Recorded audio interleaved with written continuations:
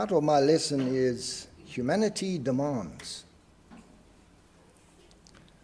I suppose it's a never-ending debate. Let's turn it on. Sorry. I suppose it's a never-ending debate that we have between the Christian and their attempts to reach the unbeliever. Of course, it all begins with a Christian who goes and has some kind of outreach program to reach those unbelievers and put forward the proposal that the Bible is the Word of God and we can draw closer to Him by reading the Bible. And of course, the debate bounces back to the unbeliever who says, oh, well, I want some kind of evidence before I believe. And then what happens? It goes back to the Christian who supplies some kind of evidence in some form or other.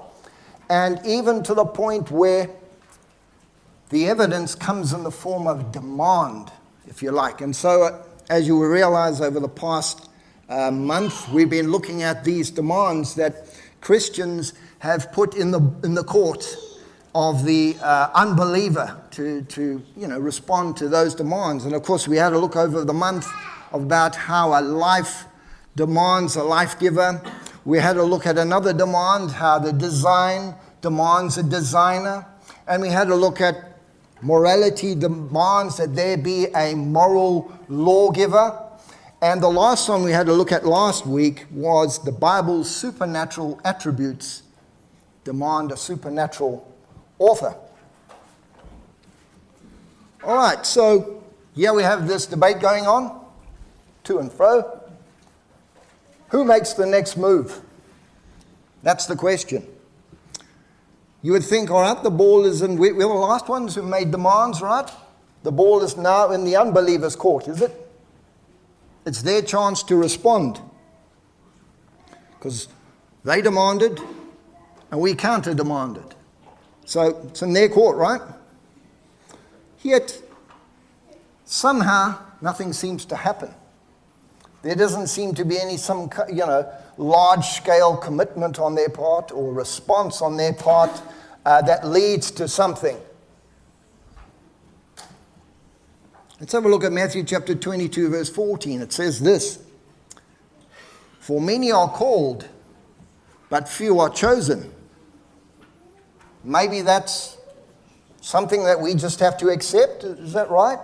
That we will go through the effort of calling many, reaching out to many, but the success ratio is like few to many. Only a few people are going to respond, and then maybe even later on a few of those will drop away as well. Is that the kind of ratio we should expect when we go through these efforts of reaching people? Or do we need to investigate this more? Do we need to look further in what needs to be done, what the next step is in order for this to produce fruits, benefits for both sides? All right, so who makes the next move? I want to introduce another concept into the equation here. We have a look at 1 Corinthians chapter 3, verse 6. It says, "I planted," that's referring to Paul, of course, "Apollos watered, but God was causing the growth." So now we think to ourselves in this kind of like a stalemate that we're in. Maybe it's not our move. Maybe it's God's move. Is it God's turn to do something now when we've got to this point in the debate where things are like, nothing's happening?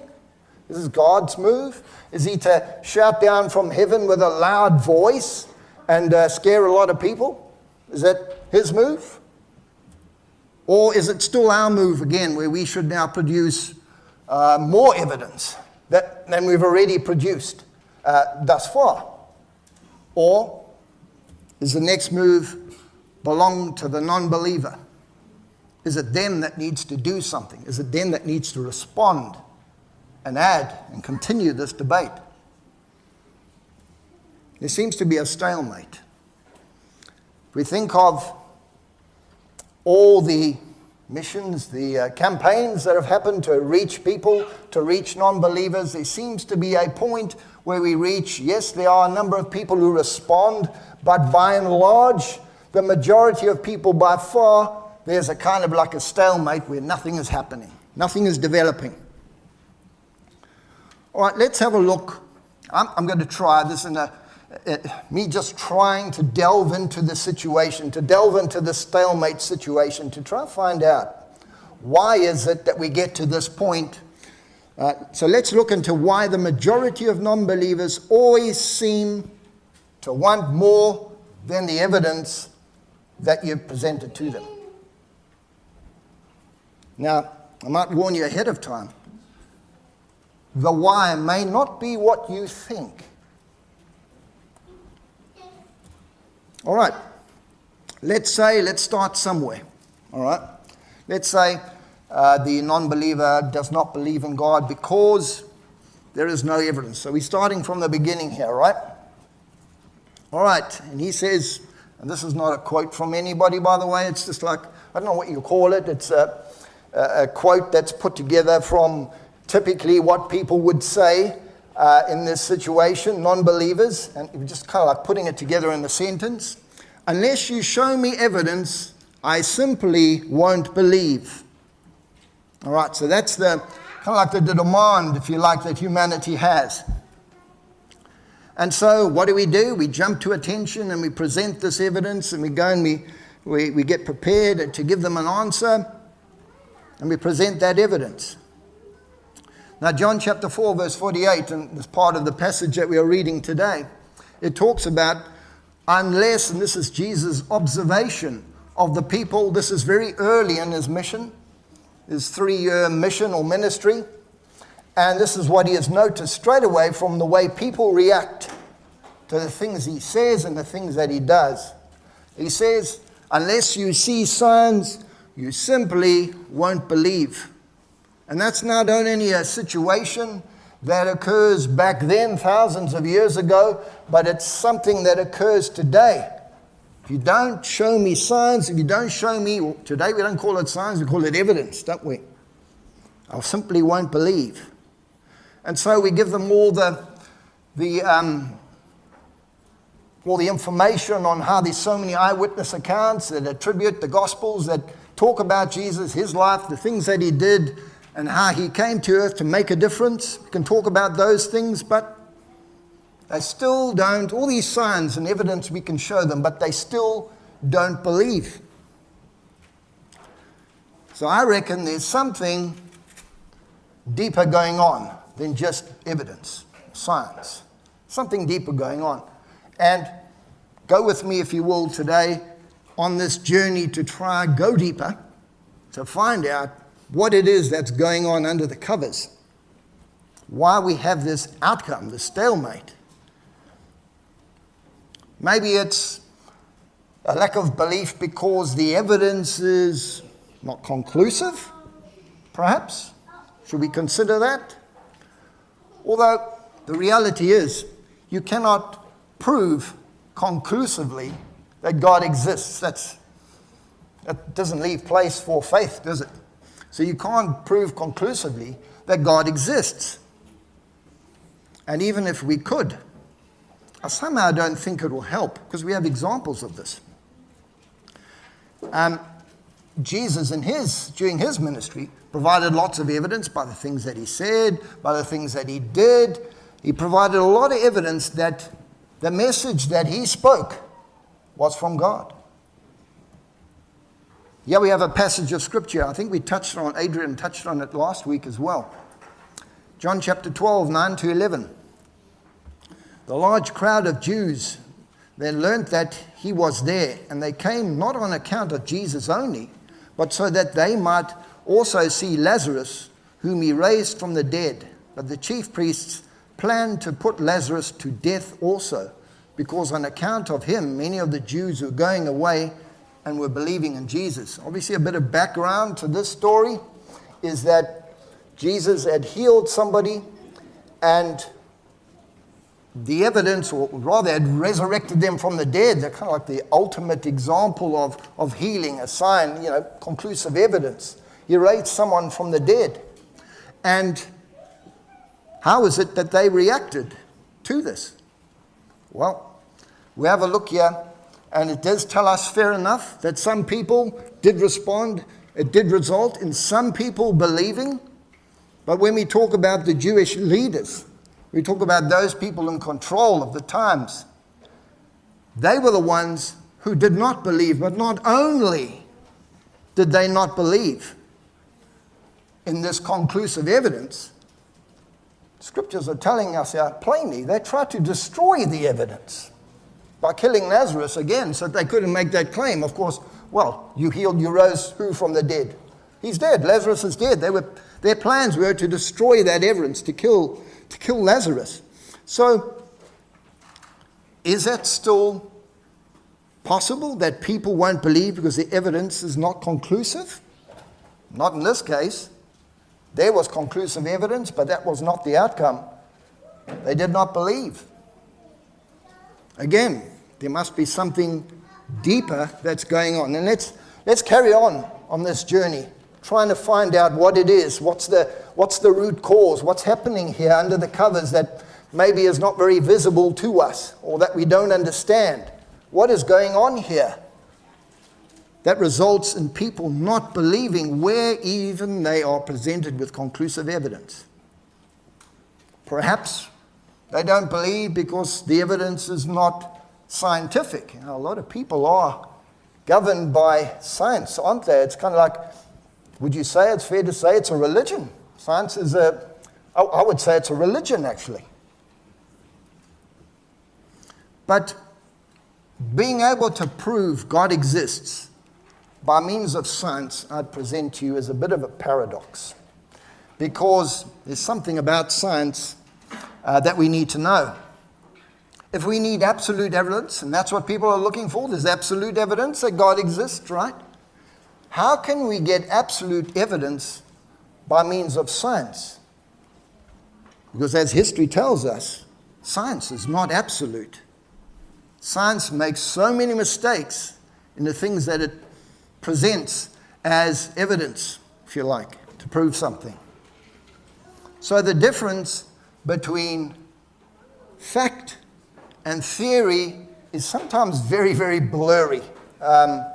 You would think facts are concrete, solid, but sometimes that difference between theory, which is something unproven, and fact is sometimes blurry. And a perfect example is evolution.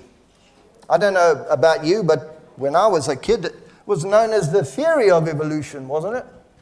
The theory of evolution, but somewhere along the line, I don't know, I must have missed it.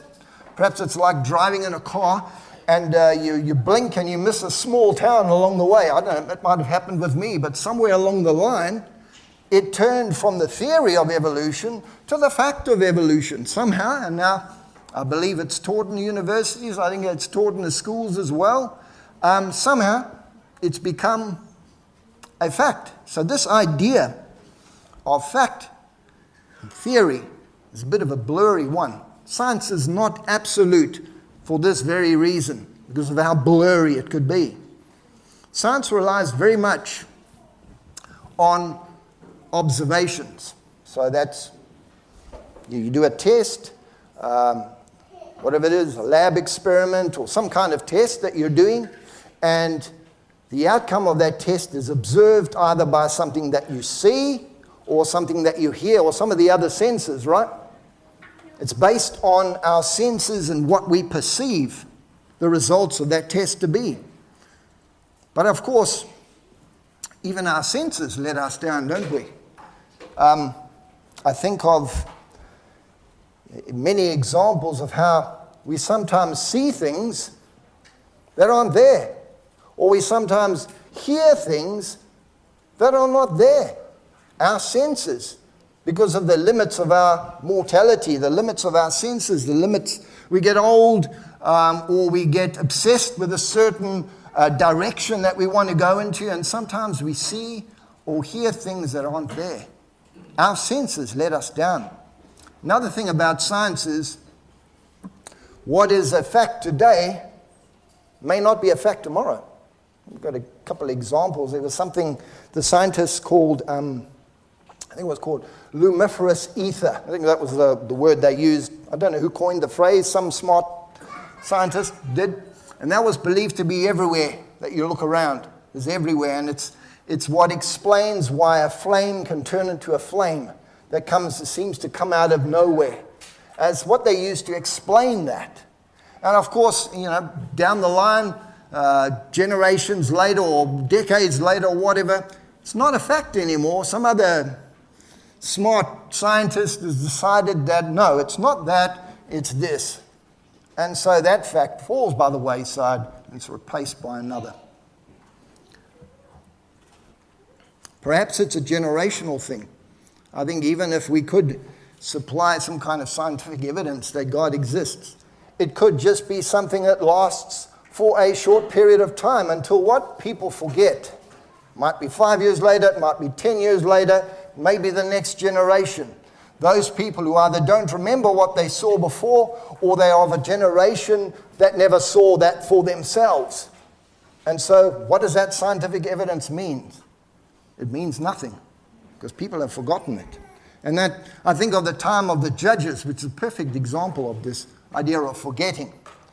The people call out for help, and God sends them a deliverer, Samson, whoever it is, as the deliverer, and he comes and he delivers the people with a show of force and power that shows people that God is on their side. That's the evidence they're looking for.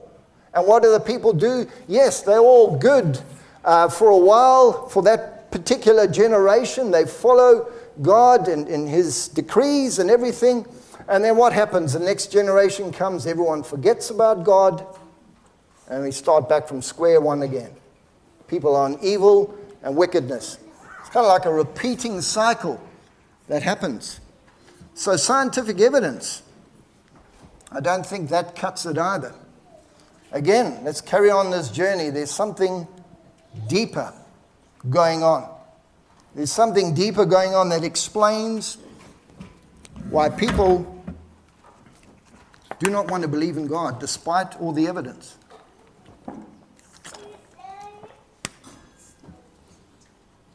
All right. Here's a popular one. I don't believe in God because I don't think there's any way we can prove God.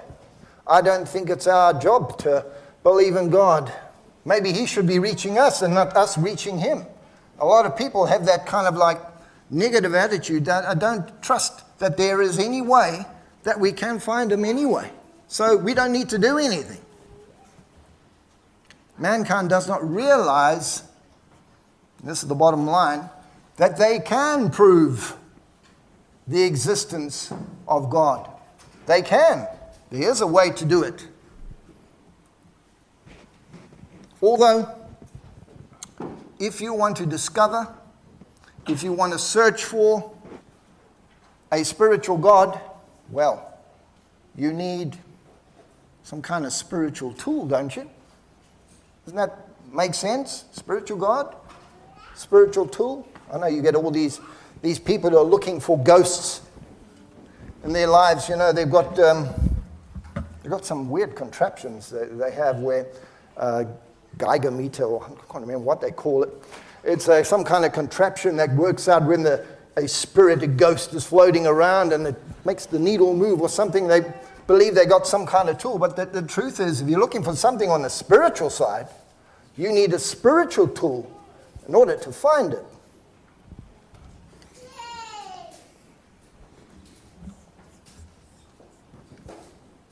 I've got a magnifying glass here.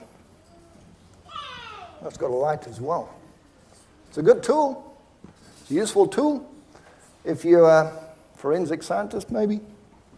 Or if you're looking to read the fine print in your contract, have a look there. Or if you're elderly, maybe. It's a good tool to use.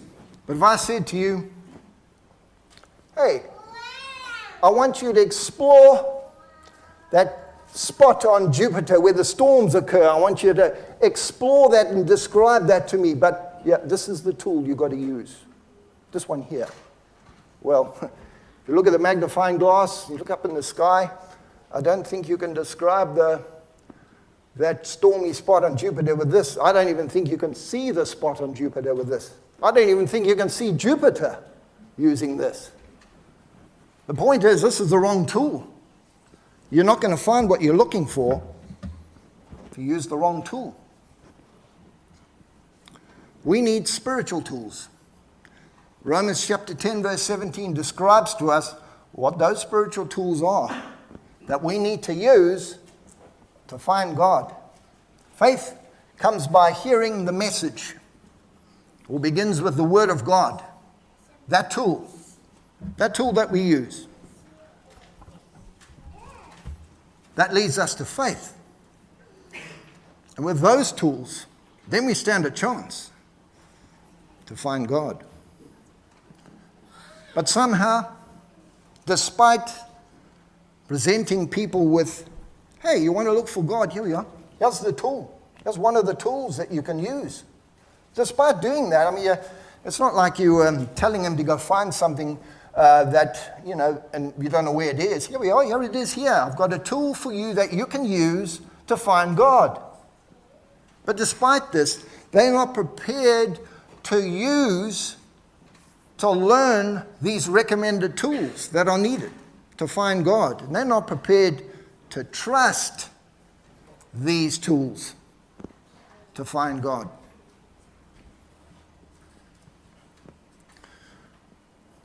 The idea is why? Why would they not want to use the correct tools? Why would they still persist in using tools that are inadequate and will not get them what they're looking for? Why? Again, let's carry on this journey. There's something deeper going on. There's something deeper than just, how they go about doing things, making their demands, this and that, scientific evidence. There's something more going on here. There must be a reason why they don't want to use these tools. Is it a question of commitment? Is belief in God too big a commitment? Okay, when you give somebody this tool and you say you can find God with this, maybe that will scare some people. Look how thick it is. That's quite a thick book. Maybe they look at that and they say, well, looks like a big commitment to me. I don't want to go that way. Ever heard of gamophobia? Used to be a term described to explain the fear of getting married.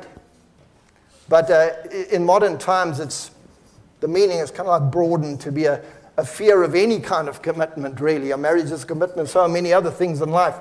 Maybe people have gamophobia. Maybe it's just a question of commitment. And that's why they're stopping short on their journey to find God. Maybe it's not about evidence at all.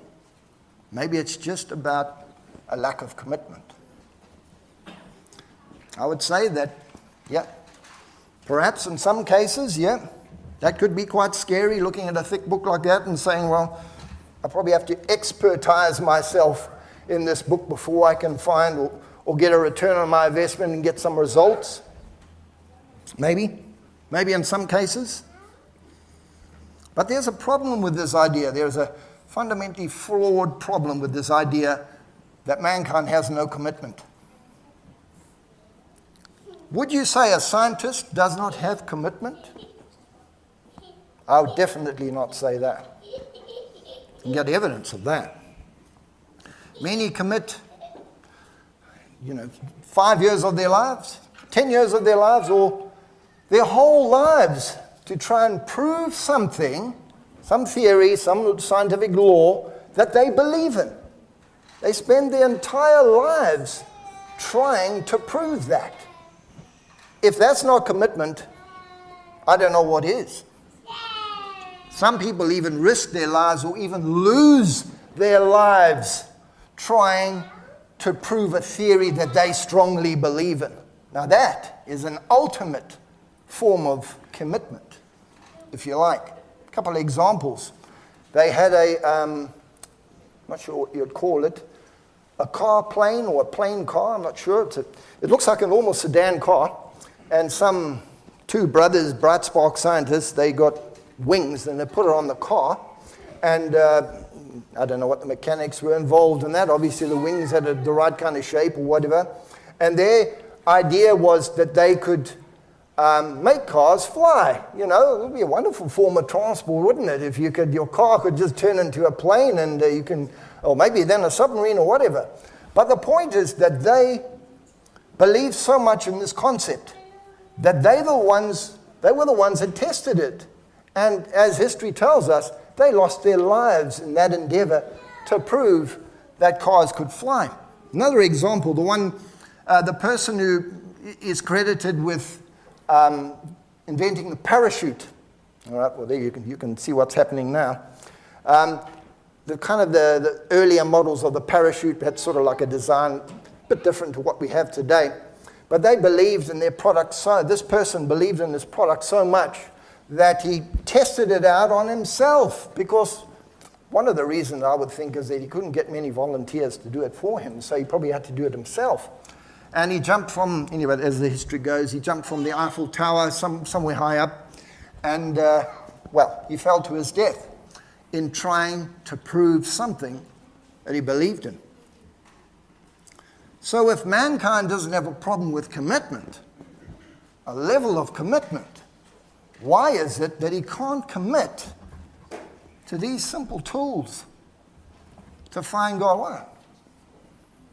Again, please carry on this journey with me and trying to go deeper into the rabbit hole to find out why is it still that mankind will not believe. Perhaps it's a more broader reason than a specific fear, the fear of commitment. Maybe it's some other fear. Now, I don't know if you knew, but mankind has more than 500 different fears. Now, when you say 500, that just means that there are 500 fears that have a word associated to it. And it normally comes from a Latin word or a Greek word or whatever, and that describes this fear close enough. 500 different fears. I would say that this pretty much governs the life of mankind, isn't it? These fears. And apparently there are 5, I'm not sure what they are. I think one is fear of heights, and there may be other fears as well. But there are 5 core fears that we all have in common.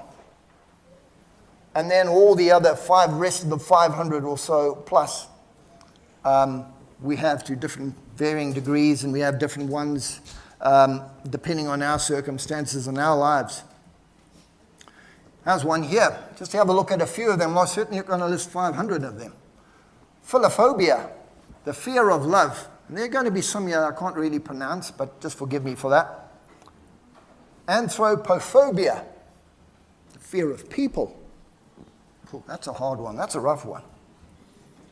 Atelophobia, the fear of imperfection or making mistakes. Atychophobia, the fear of failure. And that we're talking about fears that manifest themselves in mild ways or sometimes even acute ways. Fear of failure. Agoraphobia, the fear of losing control. Here's another one. Oh, golly, let me pronounce it. Pisanthrophobia, there we go. The fear of trusting. Metathesiophobia, the fear of change. I mean, we all can relate to that one. The idea of changing. And I can see a couple of those. I can spot a couple of those in the list, especially the last 2 or 3, that give an idea as to how some of these fears in our lives can be a hindrance towards us searching for God. See a couple of those in there. The fear of trusting, especially. Fear of change, for sure. And we have a lot of fears, and they manifest themselves in so many different ways. And since I've been talking to you, maybe another fear has been invented and documented. I don't know. Could this be what prevents us from seeking God, pursuing God, looking for evidence that He exists? Could this be what it is? All right, so let's have a look. We want to find God in our lives. We need faith. Let's have a look at the pursuit of faith. Hebrews 11 verse 6 says this, "And without faith it is impossible to please Him.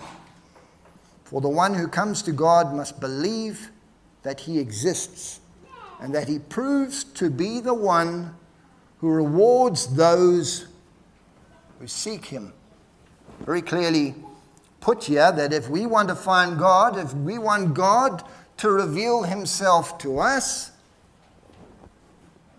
it's a step of faith that we need. That's very clear cut here. He's not going to reveal himself to us without faith. We can't stand there and shout insults at God and be a non-believer and shout insults at God to send us a sign. If we don't have faith, he will not reveal himself to us. The biggest deterrent in developing a faith that allows us to find God, I believe, is fear. It is fear in our lives. And we'll have a look at some examples of this and how this can get in the way of our believing in God. So that, I believe, is the nemesis of faith, fear. But this is not something that only non-believers are susceptible to. Fears are things that we all are susceptible to. Maybe, I would hope, as a Christian, we're less susceptible to these fears. Hope so. But both atheist and Christian alike are susceptible to the opposite of faith, which is fear. Let's have a look at a beautiful example of this war between faith and fear, and these opposites, these contrasts. Matthew 14:28-31. This is the context behind this is Jesus had been praying, I think, on the mountain. He was separated from his disciples who were in the boat. And now he was reuniting with them. And he did this by, of course, walking on water and going towards their boat, walking on water. Peter responded and said to him, Lord, if it is you, command me to come to you on the water. And he said, come. And Peter got out of the boat and walked on the water and came towards Jesus. But seeing the wind, he became frightened. And when he began to sink, he cried out, saying, Lord, save me. Immediately Jesus reached out with his hand and took hold of him and said to him, you of little faith, why did you doubt? Perfect example here of these scales of fear and faith. Peter started off with wonderful faith. I mean, I acknowledge that if you were prepared to take that step of faith onto a watery surface to go and walk out to somebody in the distance there, that is a lot of faith in my books. But we are introduced to new factors that are introduced into life, like the wind, for example. And what did that do? Peter became frightened. There's that fear element. And as that fear started to increase, as the wind increased and the danger increased for him, the reality increased for him, as that fear increased, his faith decreased. And Jesus comments on that, talking about how little his faith was at that point in time when this happened. So we have fear and we have faith, and they are opposites. So let's have a look. What is the purpose of faith? Once we have faith, of course, we can start to address those fears, but where are we going? Where are we going with faith? What else is faith going to lead us to? What else?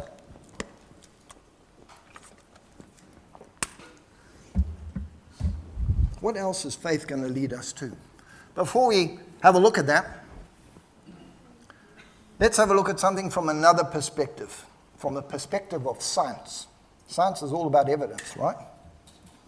Now, I have what I call, I think there might be a real term for this, but I call it an evidence scale, where on the left side you have these things that happen that kind of like get stronger and stronger as the evidence gets stronger, and it leads you to the ultimate scientific conclusion, if you like. So first starts with rumors. Rumors are the worst source of information. Rumors are the worst you can get. No one can trust rumors. But rumor is information, right? But is it fact? Oh, goodness me, I don't know. Rumors are rumors. Why are rumors started in the first place? I don't know. Not very reliable, are they? Then you might get something a bit more reliable on the evidence scale, and that would be opinions. People have opinions. And of course, opinions mean whatever they mean, depending on who it is that is expressing their opinion. But if it's somebody who is pretty knowledgeable in a particular area or topic, maybe it's an opinion that starts to hold a bit more weight. So we're increasing in reliability of evidence here. The next one is a theory. When you get to a point where you have enough evidence, a scientist or whoever has enough evidence to formulate some kind of theory. And of course, that theory is something they will work on later on with their research to try and elevate it to a higher category, reliability. So theories are a little bit more reliable, especially if they're by knowledgeable people. Then we get to proofs. Some scientists come up with the idea that he thinks he can prove his theories.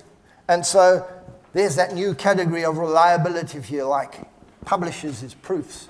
And that becomes known or generally accepted in society as fact. And fact would be seen as the highest point of certainty that you can achieve in terms of science, everyday living. Fact is right up there, I suppose.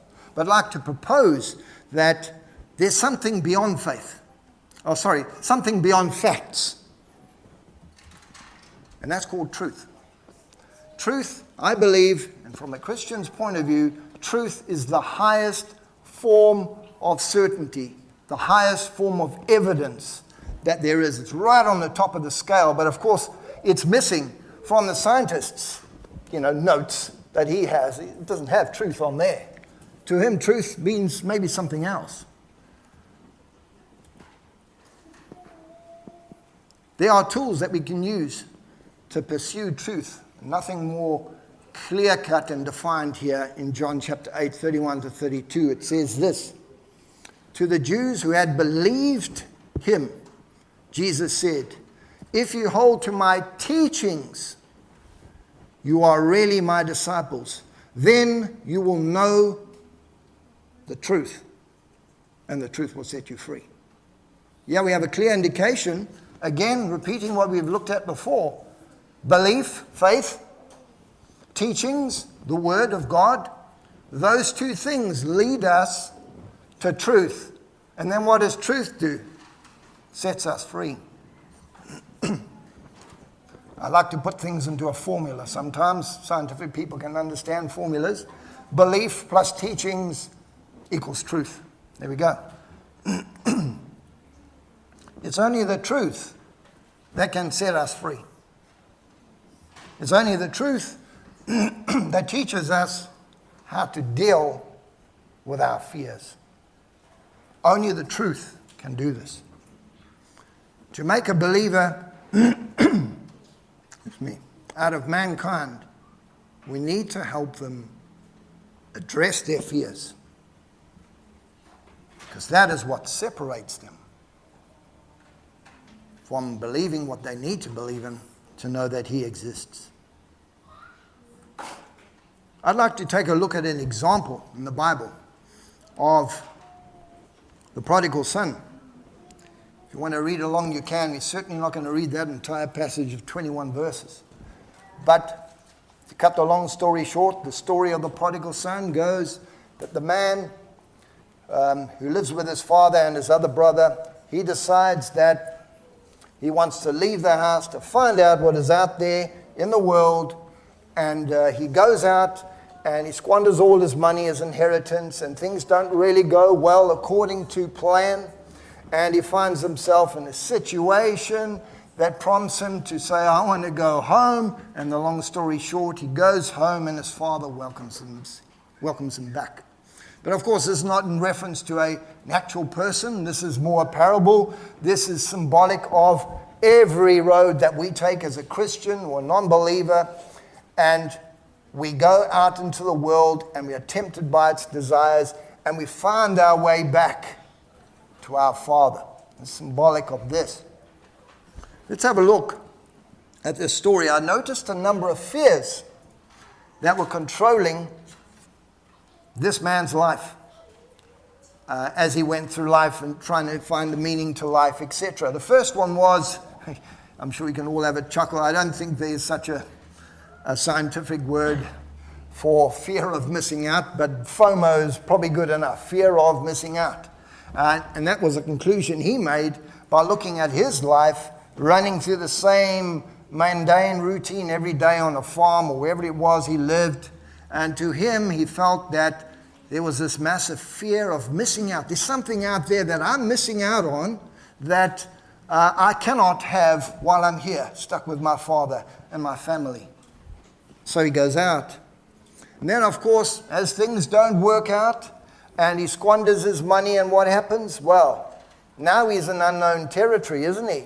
It's the first time he's ever been in a situation where he needs things and he doesn't have them nearby like he did when he was back in his father's house. Now it's the fear of the unknown. What now? Unknown territory. What do we do? Then, of course, things got even worse. He had to find a job, and he ended up in a pigsty, living with pigs, eating with pigs. Horrible result, horrible outcome. And he had that incredible fear of, look at me now. I'm a failure in everything that I've attempted to do. I've hit rock bottom. I'm a failure. And somewhere along the line, in the middle of that, we get to that tilting point where we come to our senses, and verse 17 does talk about that, where it talks about he realizes what he needs to do. This is not working out. He needs to go back home. And it also talks about other fears that he had as well. When things got so bad, there was this fear of dying that he had. And there's probably a scientific name for that as well. The fear of dying. He also had these feelings of worthlessness because everything he tried did not work. Incredible feelings of worthlessness. And he also had that fear of not being accepted back.